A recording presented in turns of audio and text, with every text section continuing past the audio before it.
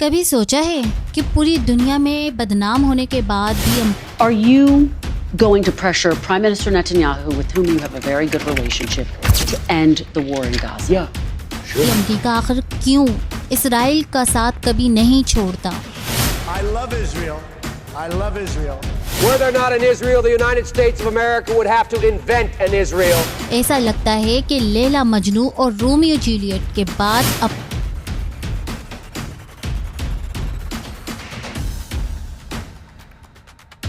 امریکہ اور اسرائیل کی love story پوری دنیا یاد رکھے گی۔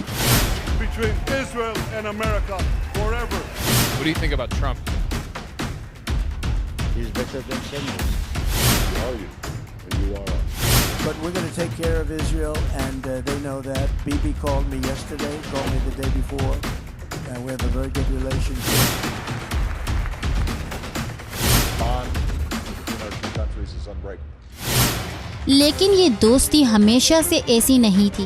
کبھی دنیا میں ایک ایسا وقت تھا جب یہودی اور عیسائی ایک دوسرے سے بے حد نفرت کرتے تھے۔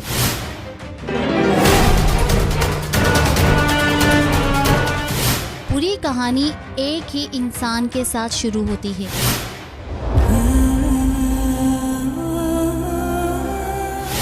حضرت عیسیٰ علیہ السلام۔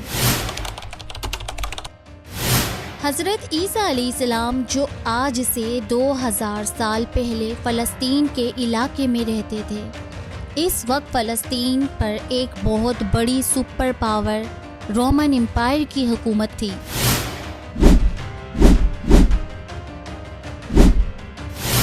جس نے یہودیوں کو غلاموں کی طرح ظلم کا نشانہ بنایا۔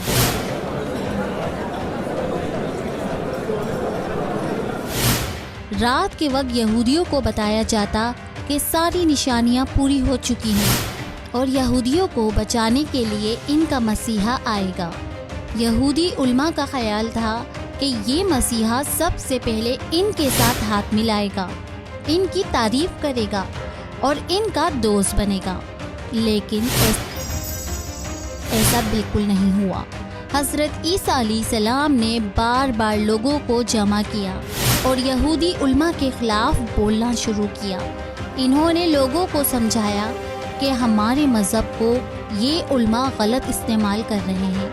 رومن حکومت نے باہر سے دباؤ ڈالا کہ حضرت عیسیٰ علیہ السلام کو موت کی سزا دی جائے۔ رومن گورنر نے یہودیوں سے کہا، ٹھیک ہے، ہم اس شخص کو موت کی سزا دے دیں گے، لیکن یاد رکھو یہ ذمہ داری ہم رومنوں پہ نہیں، تم یہودیوں پر ہوگی۔ یہ سن کر یہودی علماء نے کہا، عیسیٰ کا خون ہم پر اور ہماری نسلوں پر۔ لیکن اللہ تعالیٰ نے حضرت عیسیٰ علیہ السلام کو یہودیوں کی سازش سے بچا لیا۔ حضرت عیسیٰ کے جانے کے بعد یہودی فلسطین میں کبھی چین سے نہیں رہ سکے۔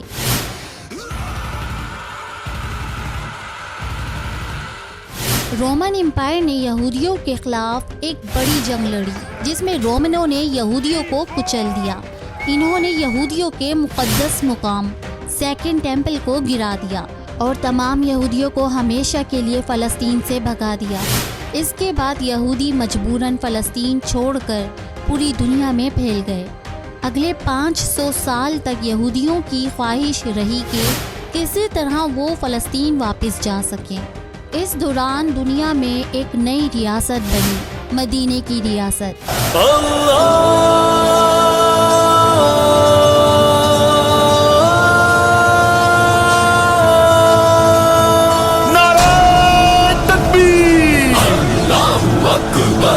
یہ مسلمانوں کی خلافت تھی جو چند ہی سالوں میں اتنی تیزی سے پھیلی کہ خلیفہ عمر بن خطاب کے دور میں مسلمانوں نے رومن امپائر کو شکست دی اور فلسطین کو فتح کر لیا۔ رومنوں نے ہتھیار ڈالنے سے پہلے حضرت عمر سے ایک شرط رکھی کہ کسی بھی حال میں یہودیوں کو فلسطین میں آنے کی اجازت نہ دی جائے، لیکن حضرت عمر نے ان کی بات نہ مانی اور یہودیوں کو بھی فلسطین میں آنے کی اجازت دی۔ اس فیصلے کے بعد اگلے 400 سال تک دنیا کے یہودی اور مسلمان ایک دوسرے کے بہت اچھے دوست رہے، جبکہ عیسائی ان کے دشمن تھے۔ لیکن 400 سال بعد فلسطین کو مسلمانوں کے ہاتھ سے چھین لیا گیا۔ عیسائیوں نے صلیبی جنگیں شروع کی۔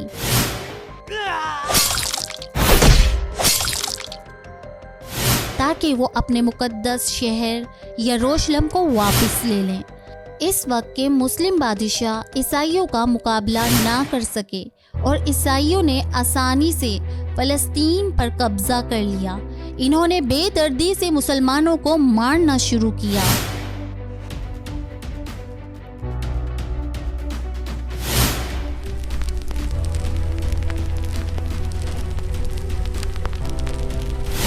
کہا جاتا ہے کہ ایک وقت آیا جب مسجد اقصی میں پاؤں رکھنے کی جگہ بھی نہ تھی، کیونکہ وہ مسلمانوں کی لاشوں سے بھری ہوئی تھی۔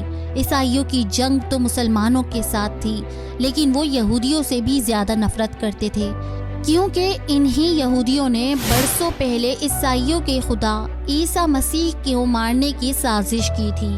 اس لیے عیسائیوں نے یہودیوں کا بھی پیچھا کیا۔ یہودی عورتیں اور بچے اپنے مندروں میں چھپ گئے، لیکن عیسائیوں نے انہیں بھی وہاں نہیں چھوڑا اور زندہ جلا دیا۔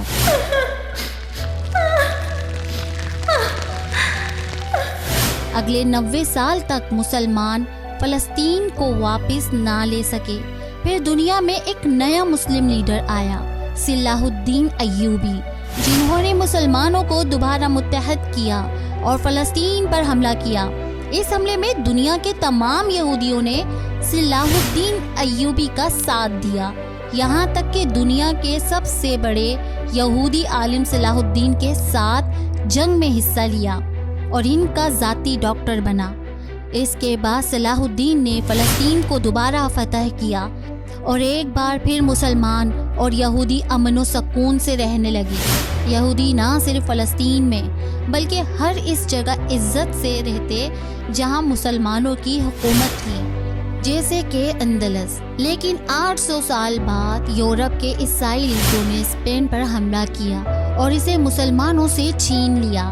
عیسائی لیڈروں نے مسلمانوں اور یہودیوں کو 2 آپشن دیے، یا تو اپنا مذہب چھوڑ دو یا اسپین سے ہمیشہ کے لیے نکل جاؤ۔ ظاہر ہے مسلمانوں اور یہودیوں نے اپنا مذہب تو نہ چھوڑا، لیکن وہ کنفیوز تھے کہ اب کہاں جائے۔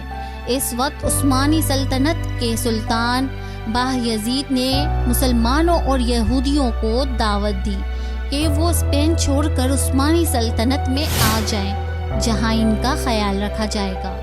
اب سوال یہ ہے کہ اگر 500 سال پہلے تک مسلمان اور یہودی اتنے اچھے دوست تھے تو اچانک ایک دوسرے کے دشمن کیسے بن گئے؟ یہ سمجھنا بہت ضروری ہے۔ جب یورپ والوں نے امریکہ دریافت کیا تو آہستہ آہستہ یورپ اور امریکہ کی معیشت تیزی سے بڑھنے لگی۔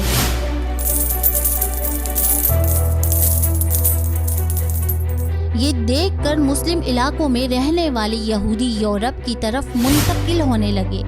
کچھ لوگوں نے کہانیاں بنائی کہ یہودیوں نے شیطان اور جنات کے ساتھ مل کر کالا جادو کیا اور اسی سے دولت بنائی۔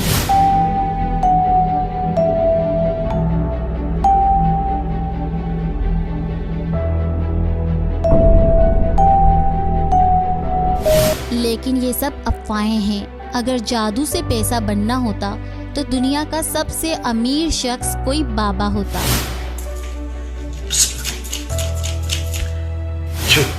تو پھر یہودیوں نے دنیا کی معیشت پر کیسے قبضہ کیا؟ یہ ایک دلچسپ کہانی ہے۔ جب یہودی مسلم علاقوں سے یورپ کی طرف گئے تو عیسائیوں نے قانون بنایا کہ یہودی یورپ میں رہ سکتے ہیں لیکن زمین نہیں خرید سکتے اور نہ ہی فوج میں جا سکتے ہیں۔ اس لیے یہودیوں نے کاروبار شروع کیا۔ وہ بڑے بڑے تاجر اور بزنس مین بن گئے۔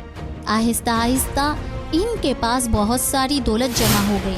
چونکہ وہ زمین نہیں خرید سکتے تھے اس لیے ان کے پاس نقد پیسہ ہوتا تھا، جبکہ عیسائی زمینیں خریدنے میں اپنا پیسہ خرچ کر دیتے۔ اس لیے عیسائی یہودیوں سے سود پر قرض لینے لگے۔ یہودیوں کے مذہب میں آپس میں سود پر قرض دینا حرام ہے۔ لیکن دوسرے مذاہب کے لوگوں کے ساتھ وہ یہ کر سکتے تھے۔ اس طرح یہودیوں نے سود کے نظام سے بہت ساری دولت بنائی اور یورپ کے ہر شہر میں چھوٹے چھوٹے بینک بنائے۔ لیکن جب یہودی اپنی طاقت کے عروج پر تھے، ایک بڑا مسئلہ ہوا۔ جب کوئی عیسائی بادشاہ یہودیوں کا قرض واپس نہ کر پاتا تو وہ اپنے علاقے کے تمام یہودیوں کو مار کر بھگا دیتا۔ اس سے یہودیوں کا کاروبار خراب ہو رہا تھا۔ اس لیے یہودیوں نے سوچا کہ چھوٹے بینکوں کے بجائے ایک بڑا سینٹرلائز انٹرنیشنل بینک بنایا جائے۔ جرمنی کے ایک طاقتور یہودی روتشائلڈ نے دنیا کا سب سے بڑا بینک انٹرنیشنل بینک بنایا۔ اس نے اپنے 5 بیٹوں کو یورپ کے بڑے شہر میں بھیجا اور ہر کیپٹل سٹی میں سب سے بڑا بینک بنانے کا حکم دیا۔ یہ دنیا کا سب سے پہلا انٹرنیشنل بینک تھا اور اس کی وجہ سے کوئی بھی یورپی بادشاہ ان کا کاروبار ختم نہیں کر سکتا تھا۔ روتشائلڈ فیملی کے پاس اتنی دولت تھی کہ اس وقت کے ہسپانوی بحریہ بھی ان کے پیسوں سے چلتی تھی۔ روتشائلڈ فیملی کے اصل طاقت تب سامنے آئی جب یورپ میں ایک بڑی جنگ ہوئی۔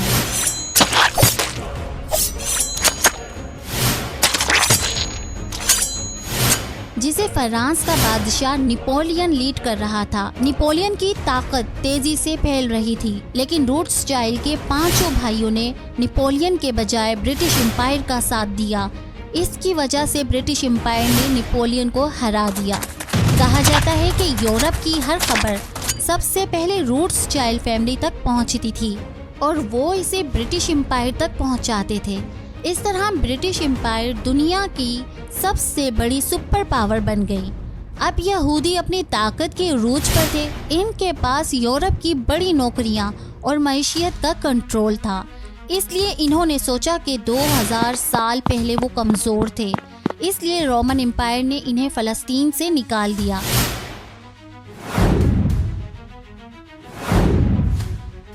لیکن اب وہ اپنی طاقت کی وجہ سے دوبارہ فلسطین میں آباد ہو سکتے ہیں۔ یہاں سے زائنسٹ کی خفیہ تحریک شروع ہوئی۔ یہودی دنیا بھر میں چھپ کر فلسطین کی طرف منتقل ہونے لگے اور وہاں کے غریب عربوں سے سستے داموں میں زمینیں خریدنے لگے۔ ان زمینوں کو خریدنے میں سب سے بڑی مدد روتشائلڈ فیملی نے کی۔ یہودی مرکزی علاقوں کے بجائے خالی اور بنجر زمینیں خرید رہے تھے، اس لیے فلسطین کے عرب خوشی سے انہیں زمینیں بیچنے لگے۔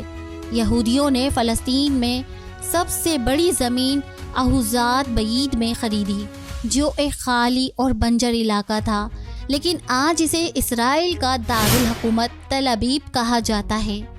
اس کے بعد دنیا بھر سے اور بھی زیادہ یہودی فلسطین میں آباد ہونے لگے۔ یہودیوں نے اپنی عبرانی زبان میں فلسطین میں اخبارات، ریڈیو اور ٹی وی شوز شروع کیے۔ اس طرح 2000 سال بعد فلسطین کی زمین پر عبرانی زبان دوبارہ سنائی دینے لگی۔ اب تک یہودی یہ سب کچھ اکیلے کر رہے تھے، لیکن یہاں سے انہیں اپنا سب سے بڑا دوست ملا، امریکہ کے ایوانجیکل عیسائی۔ امریکہ میں اچانک ایک کتاب لکھی گئی جس میں عیسائیوں کے لیے ایک بڑا پیغام تھا۔ عیسائی بھائیوں، جاگ جاؤ، کیونکہ جلد ہی عیسیٰ مسیح دنیا میں واپس آئے گا، اور وہ تب ہی واپس آئے گا جب فلسطین میں یہودیوں کا اپنا ملک ہوگا۔ اس کتاب نے بہت بڑے ریکارڈ بنائے اور کروڑوں کاپیاں فروخت ہوئیں۔ اس نے امریکی عیسائیوں کے دماغ میں یہ بات بٹھا دی کہ فلسطین میں اسرائیل کا ملک بننا چاہیے۔ امریکی عوام نے مل کر اس وقت کے صدر کو خط لکھا کہ فلسطین میں اسرائیل کا ملک بنائیں۔ اب جب امریکی عوام کا تعاون یہودیوں کے پاس تھا تو زائنسٹ دنیا کے سامنے آئی۔ سوئٹزرلینڈ میں زائنسٹ کی پہلی میٹنگ ہوئی جس میں لیڈر تھیوڈور ہرزل نے کہا، میں آج ایسی بات کروں گا جس پر تم سب مجھ پر ہنسیں گے۔ فلسطین میں 2000 سال بعد یہودیوں کا اپنا ملک ہوگا۔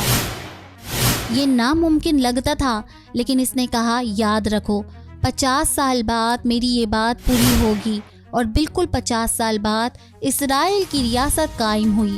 اس میٹنگ میں پہلی بار اسرائیل کا جھنڈا بنایا گیا، لیکن ایک مسئلہ تھا کہ فلسطین پر اس وقت عثمانی خلافت کی حکومت تھی اور اس کے خلیفہ سلطان عبدالحمید بہت مضبوط تھے۔ زائنسٹ لیڈر سیدھا ان سے ملنے گئے اور پیشکش کی کہ اگر آپ فلسطین یہودیوں کو دے دیں تو ہم عثمانی سلطنت کا بڑا قرضہ اتار دیں گے، لیکن سلطان عبدالحمید نے کہا اگر تم میرے جسم کے ٹکڑے بھی کر دو تب بھی میں فلسطین تمہارے حوالے نہیں کروں گا۔ یہاں سے عثمانی سلطنت اور زائنسٹ کی لڑائی شروع ہوئی۔ زائنسٹ نے اپنے پرانے دوست برٹش امپائر سے مدد مانگی۔ انہوں نے کہا کہ وہ فلسطین کے علاوہ کوئی اور علاقہ چن لیں، لیکن یہودیوں نے کہا جس طرح جرمنی جرمن، فرانس میں فرانسیسی اور انگلینڈ میں انگریز رہتے ہیں، اس طرح یہودی صرف فلسطین میں رہیں گے۔ زائنسٹ نے مل کر عثمانی سلطنت کو گرانے کی کوشش کی اور کچھ ہی عرصے بعد پہلی جنگ عظیم شروع ہوئی۔ جنگ عظیم کے دوران برٹش امپائر نے ایک بار پھر روتسچائلڈ فیملی سے مدد مانگی۔ برٹش امپائر نے وعدہ کیا کہ اگر وہ فلسطین عثمانیوں سے چھین لیں تو وہاں اسرائیل کا ملک بنائیں گے۔ اس کے بعد دنیا بھر کے یہودی برٹش امپائر کے ساتھ کھڑے ہو گئے۔ جنگ جیتنے کے بعد برٹش امپائر کے وزیر خارجہ نے روتسچائلڈ فیملی کے والٹر روتسچائلڈ کو خط لکھا جس میں کہا کہ برٹش امپائر اپنی پوری طاقت سے اسرائیل کا مالک بننے کی کوشش کرے گی۔ یہ بلفور ڈکلیریشن تھا۔ بلفور خود عیسائی تھا، لیکن وہ اس کتاب سے بہت متاثر تھا جس میں کہا گیا تھا کہ عیسیٰ کی واپسی کے لیے یہودیوں کا ملک ضروری ہے۔ لیکن ایک مسئلہ تھا کہ 1917 میں جب برٹش امپائر نے اسرائیل بنانے کا اعلان کیا، اس وقت فلسطین میں صرف 10% یہودی تھے جبکہ 90% مسلمان تھے۔ روتسچائلڈ اور زائنسٹ کو سمجھ آ گئی کہ اگر اسرائیل بنانا ہے تو فلسطین میں یہودی آبادی بڑھانی ہوگی۔ اس لیے پہلے جنگ عظیم کے بعد دنیا بھر سے یہودی فلسطین کی طرف منتقل ہونے لگے۔ برٹش امپائر نے روتسچائلڈ کی مدد سے نپولین کو ہرایا تھا اور اب اسی طرح عثمانی خلافت اور جرمنی کو شکست دی۔ لیکن جنگ عظیم کے دوران جرمنی میں یہودیوں کے خلاف غصہ بڑھنے لگا۔ ایک نئے لیڈر ایڈولف ہٹلر نے کہا کہ یہودیوں کی غداری کی وجہ سے جرمنی جنگ ہار گیا۔ ہٹلر کی تقریروں سے جرمنی کا ہر شخص اس پر یقین کرنے لگا۔ ہٹلر نے جرمنی میں یہودیوں کا تمام کاروبار بند کر دیا، حتیٰ کہ روتسچائلڈ کا 200 سال پرانا بینک بھی بند کر دیا۔ ہٹلر کی فوج نے یورپ کے ہر شہر پر قبضہ کیا اور وہاں کے یہودیوں کو مارنا شروع کیا۔ یہ دیکھ کر یورپ کے یہودی ہٹلر سے بچ کر بھاگنے لگے۔ روتسچائلڈ فیملی نے اس موقع کا فائدہ اٹھایا اور ان یہودیوں کو فلسطین بھیجنا شروع کیا۔ اس طرح فلسطین میں یہودی آبادی تیزی سے بڑھنے لگی۔ پہلی جنگ عظیم کے آخر میں فلسطین میں صرف 10% یہودی تھے، لیکن دوسرے جنگ عظیم کے بعد یہ 30% سے زیادہ ہو گئے۔ برٹش امپائر نے جنگ جیت لی، لیکن اس کا بہت نقصان ہوا۔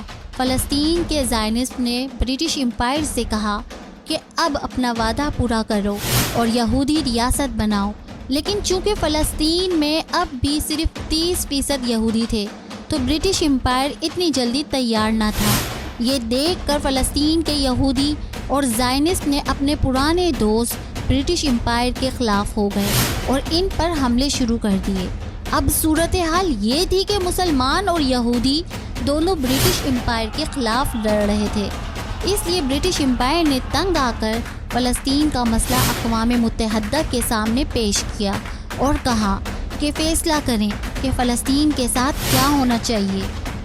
اقوام متحدہ نے اپنی تاریخ کا سب سے متنازع فیصلہ کیا۔ فلسطین کو 3 حصوں میں تقسیم کر دیا جائے۔ فلسطین کا سب سے بڑا حصہ صرف 33% آبادی والے یہودیوں کو دیا جائے، جبکہ باقی مسلمانوں کو۔ یہ ایک ناانصافی والا فیصلہ تھا۔ جب یہ فیصلہ زائنسٹ اور فلسطین کے مسلم کمیٹی کے سامنے رکھا گیا تو یہودیوں نے جشن منایا،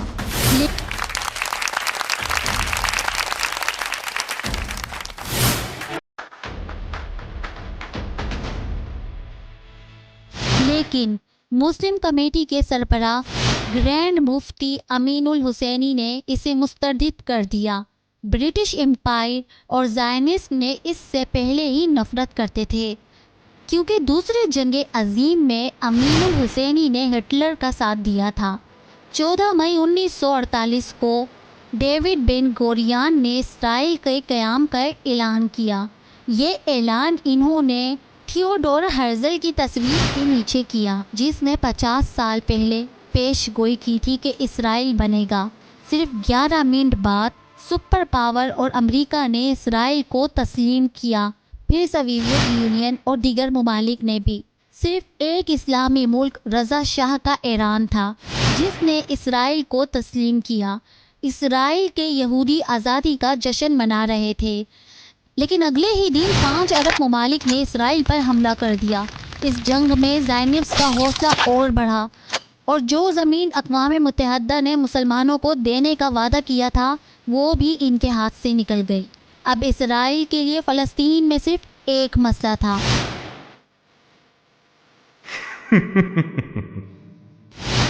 مسلمانوں کی آبادی یہودیوں سے دگنی تھی، اس لیے اسرائیل نے سب سے پہلے فلسطینیوں کو، جو ہزاروں سال سے وہاں آباد تھے، فلسطین سے نکالنا شروع کیا۔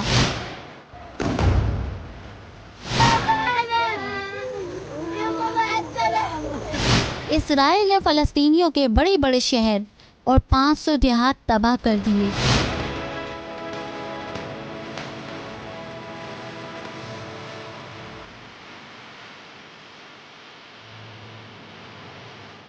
جو مسلمان اسرائیل کے ظلم و ستم کے باوجود فلسطین نہ چھوڑ رہے تھے، کہا جاتا ہے کہ اسرائیل نے ان کے پانی کے پائپوں میں زہر ملا کر انہیں مار ڈالا۔ اس طرح ایک ہی سال میں 5 لاکھ فلسطینی مسلمان فلسطین چھوڑ کر ہمیشہ کے لیے چلے گئے۔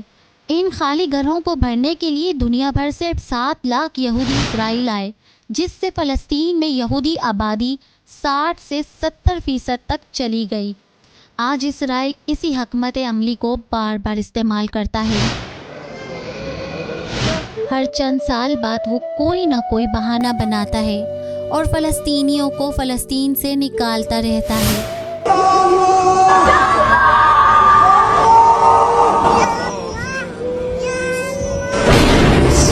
تاکہ فلسطین سے مسلمانوں کا نام و نشان ہمیشہ کے لیے مٹ جائے۔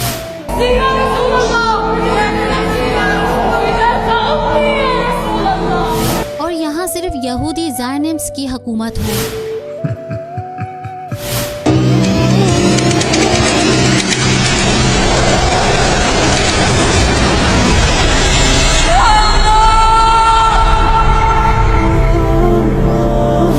اگر آپ کو میری ویڈیو اچھی لگے تو ویڈیو کو لائک ضرور کیجیے گا، چینل کو سبسکرائب کیجیے گا اور بیل آئیکن کے بٹن کو پریس کیجیے گا، اور کمنٹ کر کے اپنی رائے ضرور دیجیے گا۔ اللہ حافظ۔